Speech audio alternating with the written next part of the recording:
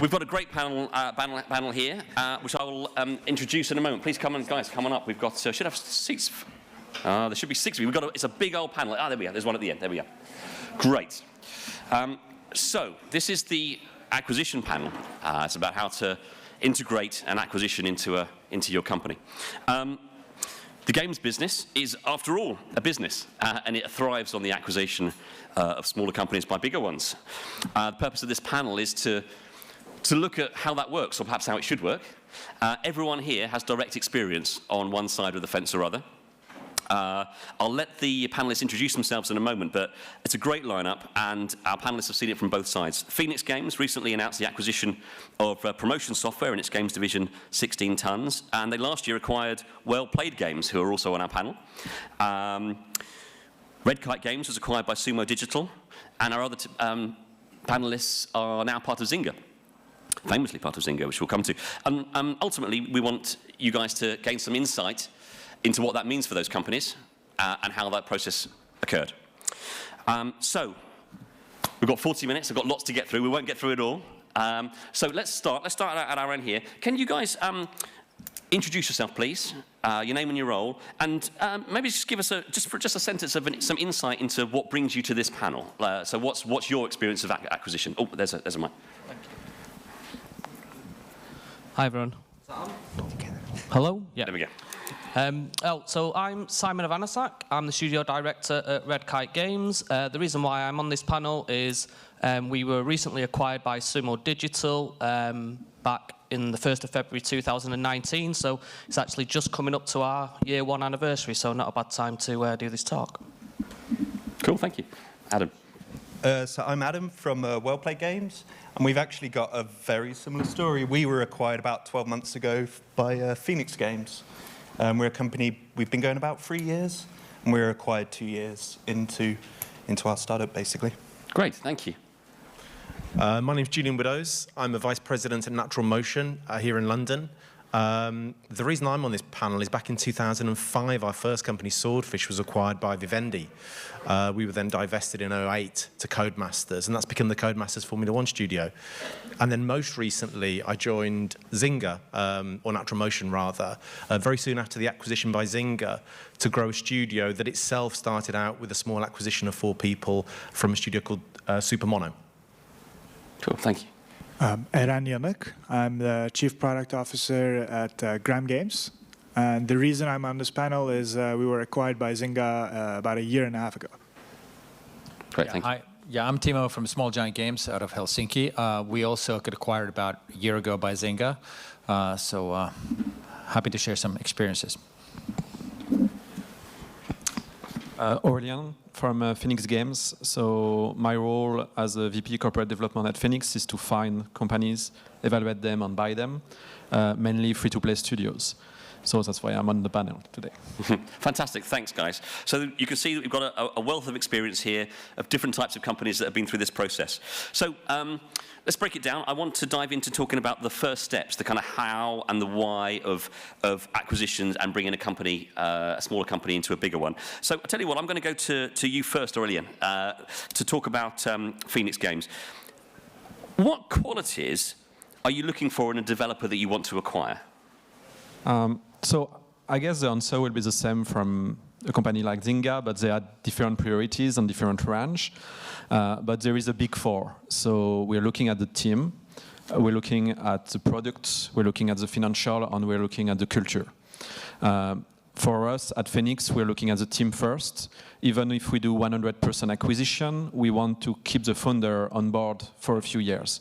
So it's a specificity of what we're doing. Mm-hmm. But for us, the founder are the most important part because they have the vision of the company and they know how to grow that company for the years to come. So we want them to stick with us. Right.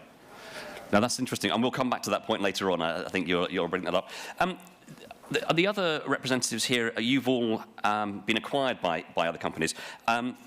Unless you have a comment on what Aurelien said, I've got a question specifically for you guys.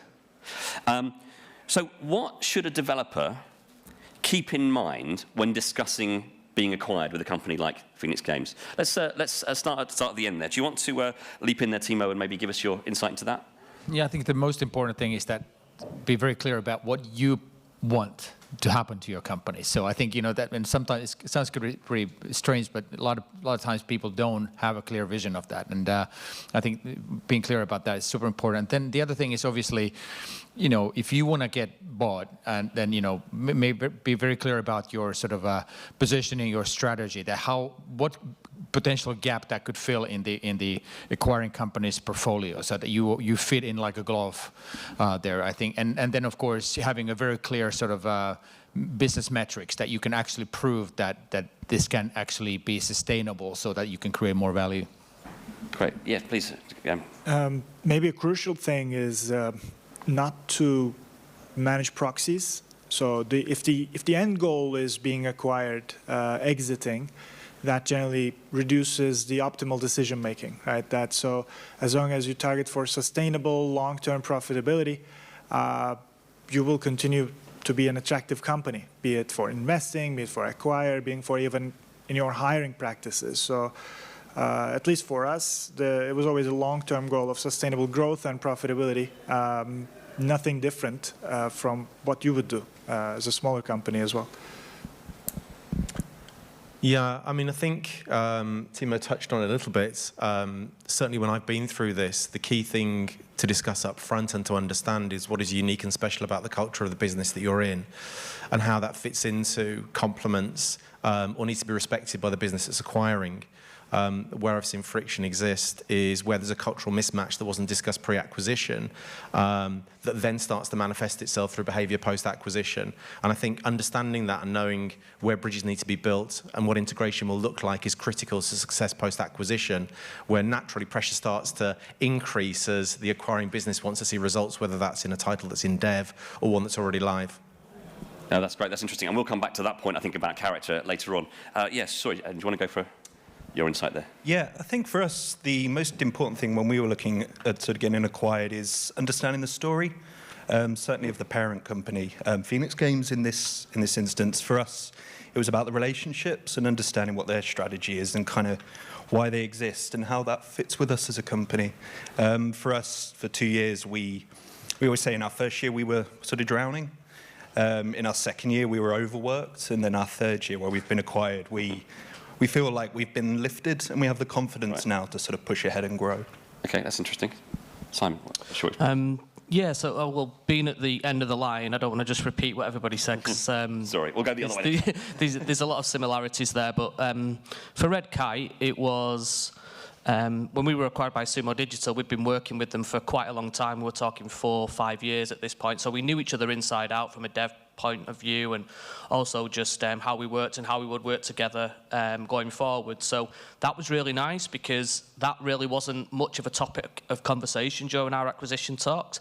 It was very much about, well, you know, tell us what makes Red Kite, and let's look at building that up and making sure that we respect your brand and your culture and help you kind of maintain that and drive that forward. And, you know, what's it about your team that makes it different and complementary to Sumo Digital as a partner? So, you know, it kind of echoes what everybody's saying here, really, and I do think they're very key, important aspects. No, that's cool. And in fact, there are questions I want to ask down the line about the deal and about KPIs and things. But since you've all kind of mentioned the need to integrate the company and be aware of and the culture and the relationship with the bigger company, let's go there first. And so, Simon, let's get back to you then, since you raised that there as well. Does an acquisition inevitably change the culture of the character of the company, of either company? And should it change the culture? What's your experience there? For me, I think it's about, you know, working together on that, because at the end of the day, there are going to be positives of any acquisition, and you shouldn't just dismiss everything, because part of it is, you know, the partner's going to bring a lot of good things to the table. So I think it's about setting out your stall early on of what's important to you, the kind of areas in what your business strategy is for growing the company or whatever you might want to do going forward, and just making sure that they're aligned, really. I think that, you know, you shouldn't just dismiss things, because there's lots of good things that can be brought to the table as part of it as well. And, you know, inevitably, you are going to be getting involved or being acquired because, you're going to have either personal goals or strategic goals as a team, and it is about working together to achieve those. If that isn't aligned from day one, then it probably wouldn't be a good decision. So. Does anyone else want to chip in on that? Just generally, anyone who wants to take it, what was your experience like of, in that? Yeah, for us, I think, I think the clear answer is that, things really shouldn't change, in my opinion, because, creativity sort of flourishes in very different shapes and forms. And if you try to force people to wear the same hoodie, it's going to all go horribly wrong. So I think, if you look at the three of us, part of Zynga, we have very different companies, different studios. We have our own cultures, ways of working. But I think, the synergies should only come from in terms of learning, because, there are things that other people will do better than you. And you just need to have big ears and sort of, and listen to what they have to say, an exchange of ideas. And then, of course, leveraging, pretty obvious stuffs like, purchasing power of a bigger group, which is really like Monday. It has nothing to do with game development. Those really obvious things. But I think, this maintaining like someone used the word nation states within an umbrella is actually a really good analogy in my opinion. So that's at least what we're trying to do, and nothing really changed for us since the acquisition, which is great. Right. I think it all also depends on the acquirer's strategic goal, right? So for example, if they think that certain things are not being done well enough, and that's why they'd like to acquire, cut costs, increase profitability, and they acquire cheaper than the market price, it's a certain thing that the approach for them would be very direct. On the other hand, if they acquire a company because of the potential growth opportunity, the profitability, then they should not want to change anything and let the culture be as it is. And only on operational level, like legal, accounting, security, physical, IT, whatever, those are the areas where I think you're bound by the wider group. And those are, I think, the type of stuff that you can't really run away from. Yeah, Julian, go for it. Yeah, I mean, I totally agree.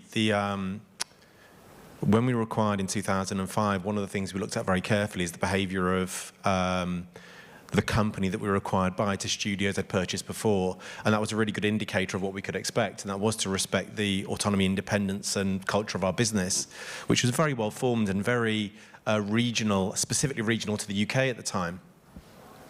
When I joined NaturalMotion, we were in a slightly different position actually, because NaturalMotion had recently been acquired, but as I said, the studio that formed the heart of the NM Racing business in London was starting from a nucleus of people who'd been part of a very small indie before that. And so there were all sorts of cultural dynamics going on there as we scaled the studio from 4 people in 2013 all the way to where it is today, which is a really large entity actually within the NM/Zynga business. And that did enable us to do a few things that are quite interesting and unique, which is start to inherit elements of the, I guess, operational culture that we thought Zynga excelled at, particularly on the product side. NaturalMotion had an incredibly good data and analytics organization, but culturally product management was somewhat underdeveloped within the business, and enabled us to learn and integrate people from North America into our company so that we could learn from them. And that's been a trend that's carried on, where generally speaking we have product managers from Zynga working with us or actually within our team, and has been true for 6 years now. Right. So I think if you're really careful about what you're aiming to achieve, you can look for those synergies. I think both Eren and Timo mentioned that. Right. Did you want to chip in there? Yeah. I guess one thing that we noticed, because I think internally you want your company, your culture to stay the same. One thing that definitely changed for us that I think was beyond our control was the perception from people outside. Okay, interesting. Our story was always the plucky startup. We were poor, we're sort of scrabbling around for work, and suddenly you get acquired. And that story changes. She obviously can't talk too much about the acquisition, but people make a lot of assumptions. They assume that beers are on you now. Oh, absolutely. So you've just got to be careful about those external perceptions. Okay, interesting. We'll come back to some changes, but I think inevitably one of the things that changes is that you're now reporting to somebody else. Aurelien, speaking as someone who is an acquirer of other businesses, how do you go about setting your expectations for the companies that you acquire and communicating it to teams that are used to managing themselves? So I think I will talk about Phoenix specifically, but it really depends on the culture of the buyer. So we have example in the video game industry of big group buying companies, and they want to incorporate everything. So Electronic Arts is a very good example, and it's not a very positive one from the developer perception, I think. Phoenix is kind of the opposite. We have a preservation culture. So basically what we're trying to do, it's very difficult to do, it's to not change the culture of the company we are buying. So we let the management manage, and we don't change anything. We don't change the project. We don't have like an agenda of saying, oh, you should do that game.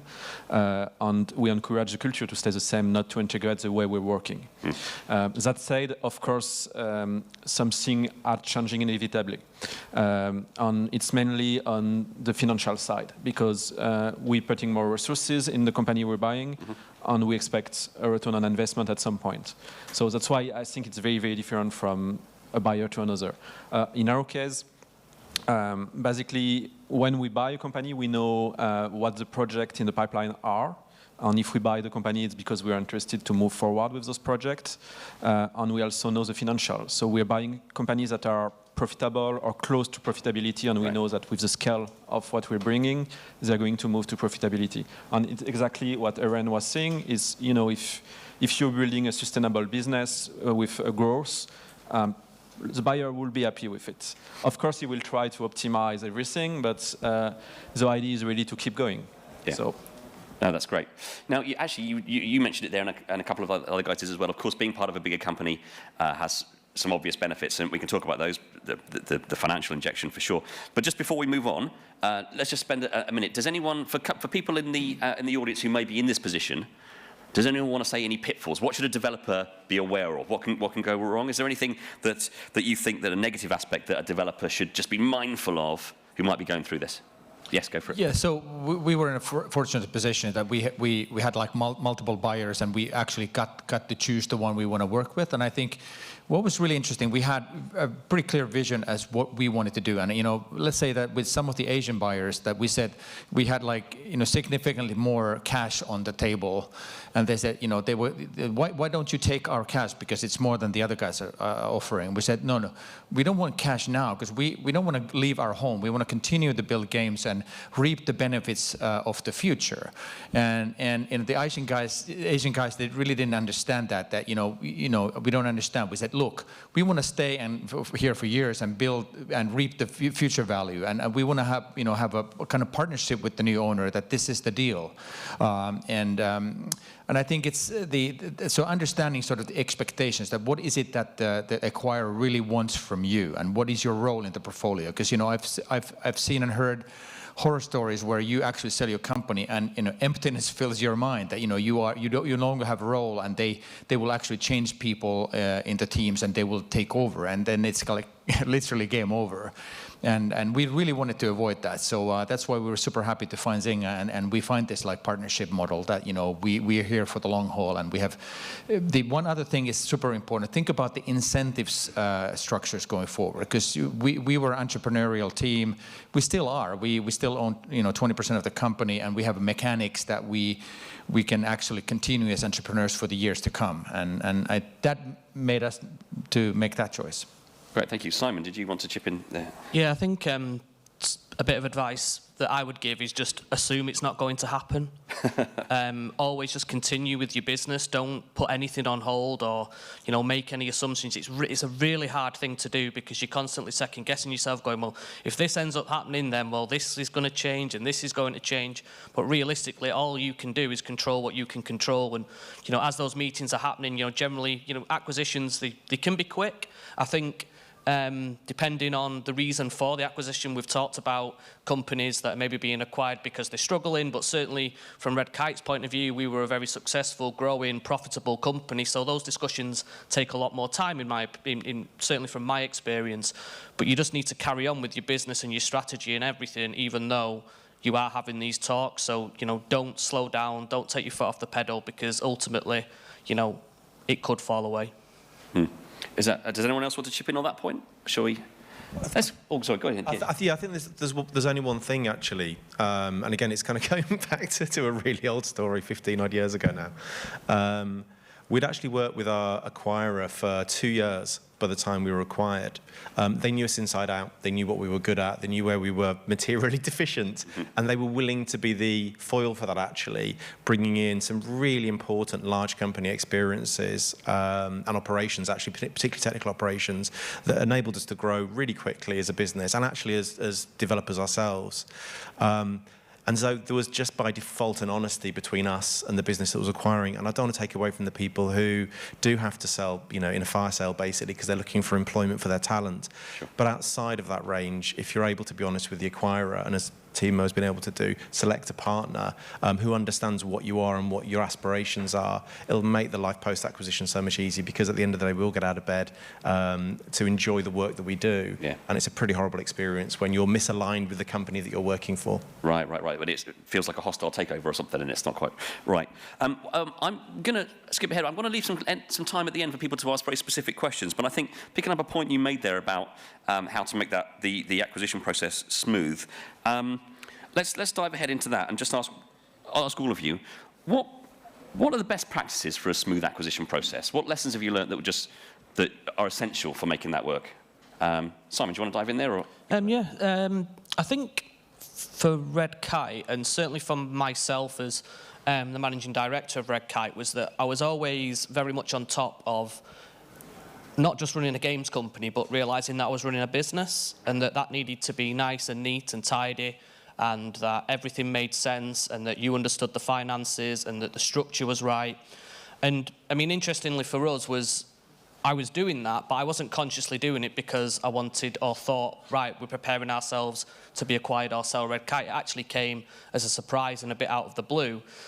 For us, I think that was because we were a good business, we were doing good work, we were profitable, we were starting to get recognition both in the UK and abroad as well with the various projects we're on, and it just kind of came, I think there was almost a critical mass to us then. I actually thought it was a joke, because I think it would have been early 2018, and all of a sudden, within the space of 3 weeks, 4 different companies came to talk to us about being acquired, and I was like, where the hell has this come from?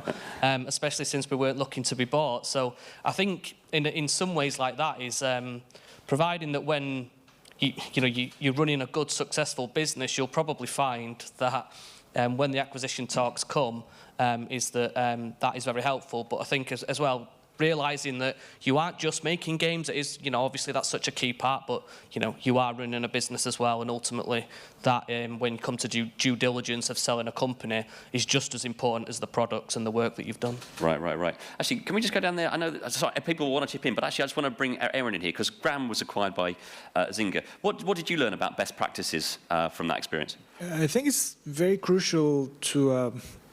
the alignment of incentives is very crucial, especially if you're looking to be acquired as a company that has more growth and profitability prospects into the future. So it's a bit like games business. At the heart of it is a bit like pharma business from a financial perspective, right? You spend a lot of time on R&D, time and money on R&D, and you don't know what's going to come out. And once you're shooting for A, instead of A, B might come out of the process. So it's a creative process. So the only thing that you should make sure, well, not the only thing, but a core thing you should make sure of is that your long-term incentives are aligned with the acquirer as being the acquired company. As long as that's there, all of the other procedures and methods to get to the point should not matter, because you should know at the heart of it that you're both looking and working towards the same outcome. That's beneficial for everyone. Yeah, great. Does anyone else have an observation on this? Yeah, go for it. Yeah, I'd just say for us, because we're a startup company, we knew on day one that ultimately we wanted to sell eventually. So everything we did was set up for that. Our articles of association, our shareholders agreement, really attention to detail at the start helped with a sale in the future. Having good lawyers. I think we actually left our lawyers a bit too late. We could have had them much earlier. I ended up actually setting up our data room, which was part of the acquisition, which was a lot of work that I underestimated, which actually helped me in the long run to actually understand the sale, but made it very difficult at the time. A lawyer could have done that much quicker and easier. But yeah, definitely I'd say attention to detail at the start. Right. There's some things when you set up a company, you can, we'll worry about that later, or we'll worry about that later. But no, you should really think about it at the start. Cool.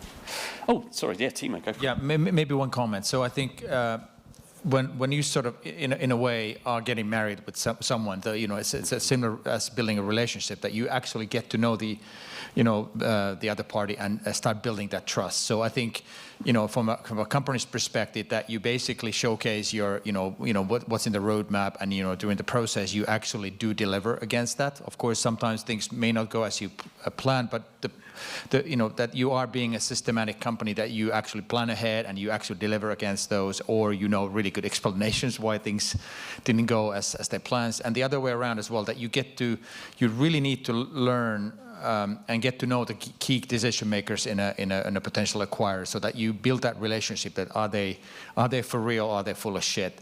And so and that is super important, because it's a longer journey after that. Actually, while you've got the mic, Timo, I'll go to you first with my next question. What impact did being acquired by Zynga have on your game development and your company growth? Can you kind of point to examples of that, or any anecdote? So that's so for us, we've continued to be really independent unit as with these guys on my left as well. So nothing really changed in terms of the actual procedure of developing games, but I think we've got a lot of leverage on sort of areas that has helped us but not interfered, and areas like getting like super smart data scientists to jump ship and help us to figure out and solve some complex problems. Then squeezing some margins with the networks in terms of advertising buying, and things like that. So those are the real big benefits, because and the deal was that we have to solve our problem, we have to run our business and deliver the growth, and I think very important part of the decision-making equation was that we were considering at some point perhaps going public, but who wants to be a CEO of a public games company? I certainly didn't want to do that. So now we have really good people at Zynga taking care of that shit. Anyone else? Please chip in. What impact? Can you give any examples or see anything concrete that was an impact on your game development or the growth of your company after being acquired? I think very similar to Timo. It was mostly the impact we had was mostly positive and mostly reactive rather than proactive, right? So whenever we ran into certain questions on our own, we had people to discuss it with. Previously, we had to rely on conferences or personal networks or other places to actually get in touch with other people, and now you have people who've been in this for longer time period than us. And if needed, they could send in the resources to people to work with us. So far, it's been very positive as well. Cool. And other people's experiences similar? All pretty similar? Yeah, for us, it's still fairly early days, because we're obviously only, I guess, 11 months into our acquisition. But for us, it's all about confidence. Right. I think we always didn't struggle with confidence. It was just we're always looking over our shoulder. Whereas now, obviously, when we look over our shoulder, we've got a big sort of parent company that's there to sort of back us and help us grow when we need to actually grow without being completely dependent on that sort of paid-for project. Right. Oh, yeah, Simon, go for it. Yeah, I think for us, from a dev day-to-day perspective, things haven't changed. Still, what again was important to us is having that independence, still having control over who we work with and how we work.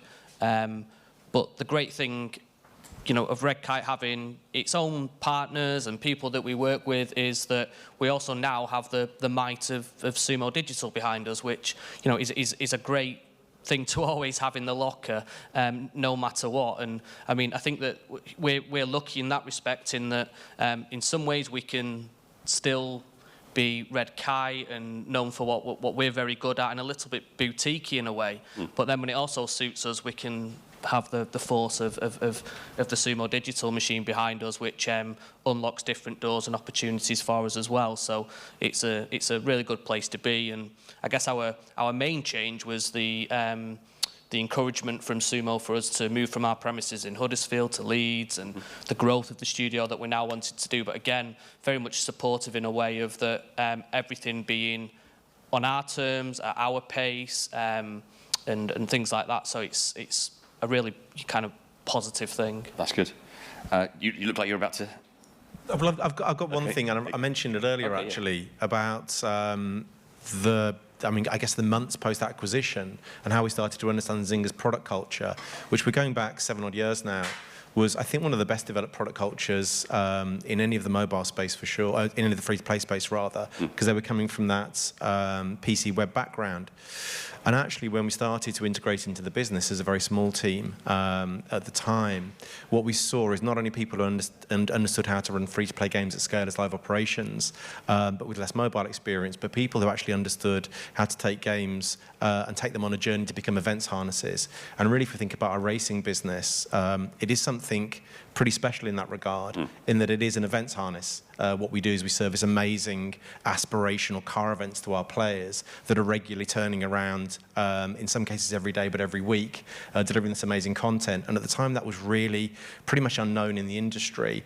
And so I suppose approaching it with some curiosity about what the business can offer you enabled us certainly to scale the live operation significantly when we launched it back in 2016 in a way that I don't think would have been possible. I'm pretty sure wouldn't have been possible without their help. Right. So scale, absolutely. Thank you. Actually, I'm going to just quickly ask you a question, Aurelien, from the point of view of Phoenix. Everyone seems very positive about how their own company culture persists after the purchase. So how do you, as a representative of a bigger company, how do you maintain a kind of culture of what Phoenix Games is when your company is made up of lots of smaller companies? I think in our case, Phoenix is, it's a very small company in the end. Phoenix itself is 15 people.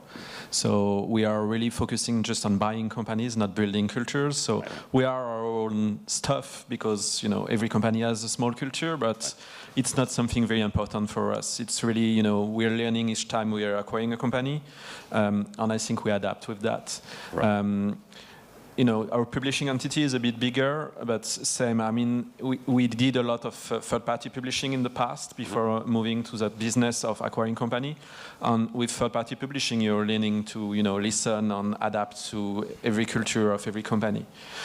So that's the experience is coming from there. And yeah, I think, after that, it's more about people. It's like, we have a very specific structure in the sense of our CEO. It's own the company, and it's a private owned company, not like Zynga that is a public company. So it's easier to translate our way of thinking and our way of working because it's a relationship between one or two people. Gotcha. That's good. So what I want to do, we've got a few minutes left. I want to give some time for questions from the audience. So do be thinking of how you want to pick the brains of these guys. But while we do that, just to get things going, I'm going to end here myself with the quickfire round. Let's dispel a few myths, okay? I'm going to throw out some statements, and you can tell me how wrong I am, okay? And anyone can leap in. Okay, so here's a statement. The first thing that happens in an acquisition is that a load of staff get laid off. True or false? False. Any particular concrete examples or further? We've not lost a single person. Yeah.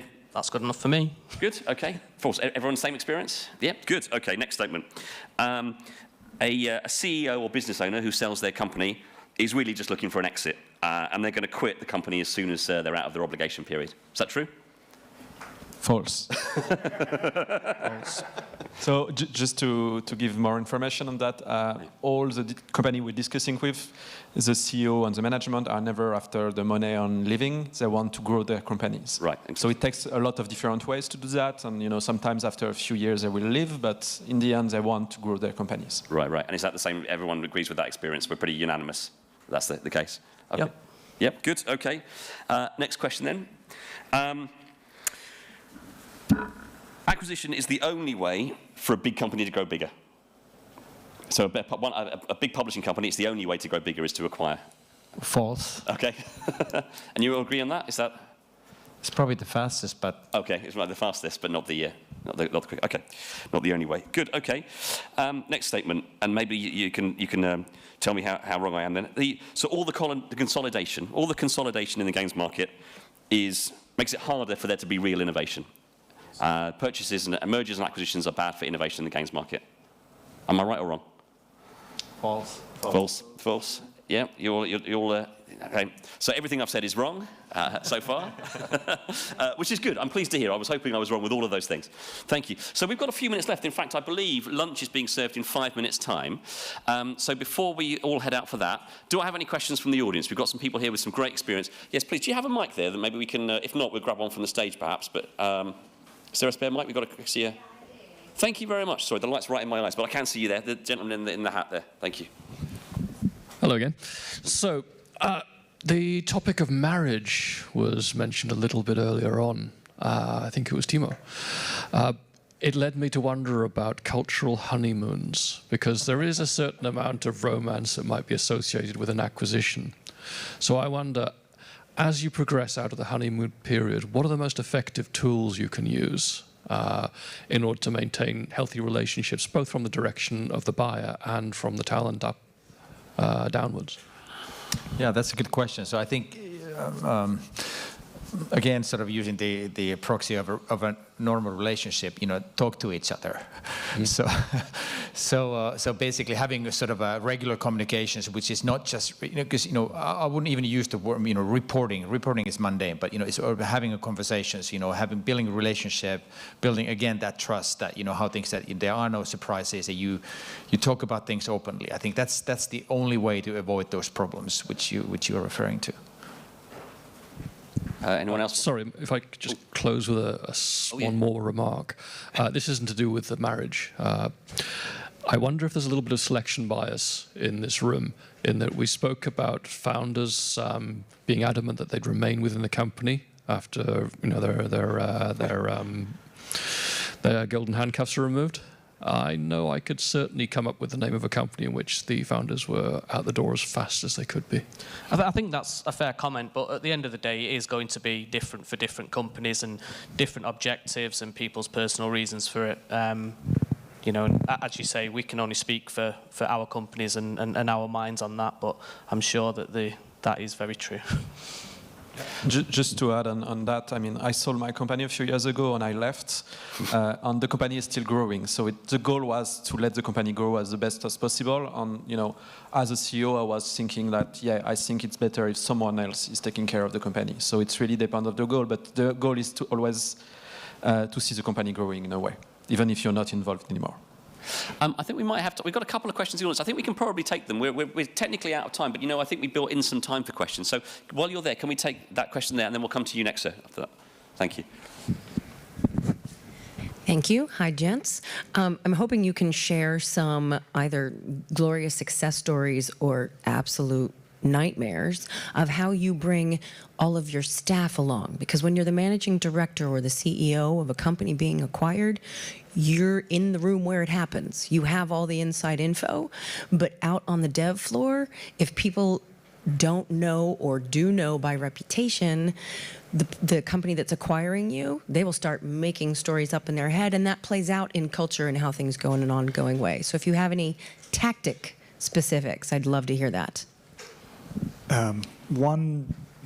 In Graham, we have two offices, one in Istanbul, one in London. The first rumor that came on after we got acquired was that we're going to close down the Istanbul office, right, and just leave with London, which we addressed directly by, as Timo said, talking to our staff. But a crucial thing we also did was, because before the acquisition, as people are part of a startup, and in our case, it's a 4-year-old, 5-year-old startup, the type of people you attract before the acquisition are very different from the type of people you attract after the acquisition, right? Before, you get people who have incentives, who have these dreams of maybe the tail scenario where there will be a big something at the end of the rainbow, whereas after, you get people who are looking for that stability, that longer-term brand. And so one thing we did was align people's incentives with ours and also companies' incentives. So to also have the longer term, in order to retain the people, we actually had some sort of a share in our case, in our scenario, to align, and we had that with everybody who were with us together. So everybody has gotten some sort of shares that were not a direct payout, but a longer term, 3 years, 4 years, 5 years period that were there, so that they would also retain and work for the long term sustainability and profit maximization, just like the rest of us. Did you want to? Yeah, I think for us and for myself personally, when I had to go through that experience, was I already had a very good gut, strong feeling. I had, you know, a good relationship with the team and everybody. So I already felt very, very confident that this was going to go well, and that they had the trust in me that I was making the right decision not only for the company but for everybody in it as well. Now, I think that's something that is built just over time, and either you have that or you don't. So you're either going to have a nice conversation or potentially a more rocky conversation. So I think there's a little bit of just, you know, the history of the company and things like that, where it's going to go one way or the other. And I think a lot of that does come down to trust and the relationship that you have as the managing director. I think something you can do, which kind of links into the previous comments, was you know, most companies have shareholders in it. They're going to be the ones that know first before, say, the rest of the team do. Use that as a very good opportunity to really talk things through, engage. Well, what does everybody think about this? You know, there's still at least a handful of people generally that you can talk to about these things before then talking to the wider team. So I think you can, you know, if that is something that's at your disposal, use it as much as possible, because if you're 100% certain that all your shareholders are on board and that there's nobody that's grumbling at all, that message is going to then translate out when you need those people championing the overall decision for the company as well. Cool. So look, let's just take one final question here. Can you bring the mic down, please, for this gentleman here? And then we'll make that the last question, because I know everyone wants to get their lunch. And of course, I should say as well that if you want to catch up and ask questions, perhaps don't want to put your hand up in the room, then maybe grab these guys out on the show floor later. Everyone's in pitch and match, I think, and there'll be the party tonight, of course. Please, yes, go for it. Yeah, hi. How did you agree the valuation of your business at the point of acquisition, and what information or advice did you have to see that that valuation number was about right? Yeah, that's a great question. It's the trickiest, you know, part of the negotiation. Of course, having a really good bankers will help you. There are actually good bankers out there, even honest with, I think. But because it's about, you know, who knows about the future. But, you know, I think if you have a very solid mathematical model of your business, that, you know, you can demonstrate that, you know, what the LTVs are, what's your return on ad spend, payback times, and how you can scale. What's the, you know, the data model behind that? I think that forms a really solid base. Otherwise, it's too much guesswork and it gets really sort of complicated. The other aspect of that is that you know, what you as a team, if you're really confident about the future and you don't want to get everything right now. So, like in our case, we had a start valuation of 700 million, and then we have an uncapped earnout structure over the next few years that, you know, it's really up to us how we deliver. So I think that created a lot of sort of a, you know, coming back to your point, that, you know, win-win situation, that we have a common goal with the new owner and partner. So, but it's tricky, and we sort of validated those numbers with, you know, with other people. We had number of, you know, other folks on the table, and it's sort of calibrated with that. Sort of, it seems to be a reasonable number. Some people were offering a little bit more, some bit less, but it's also the other stuff in the agreement. It's not just the valuation, but, you know, what sort of, how do you build that equation around that? So that's somebody else. I think something just to quickly say on that as well is just remember that it's in nobody's interest to trip somebody up or trick somebody in this kind of a situation, because if you're genuinely going to work with these people further down the line, it has to be so much win-win. So really, you know, from certainly my point of view, there was an element of leaving the lawyers and the accountants to do quite a bit of that stuff, because ultimately you trust your side, they trust their side. The valuation, you know, it's either going to match on both sides so that there can be a happy kind of, you know, marriage made, or it's not going to work out. But it's certainly in nobody's interest to try and, you know, do one over on the other person when you're hoping to have, you know, a relationship that keeps going forward and forward and forward, because it's just never going to work if that's the case. So I think there's a little bit of, again, it's just an element of trust. I'm going to leave it there. I wish I could have time to get more comments from everyone here, but we're well past 1 o'clock. So, Aurelien, Timo, Eren, Julian, Adam, Simon. I've been Dave Bradley from Pocket Gamer. A round of applause, please, for my great panel.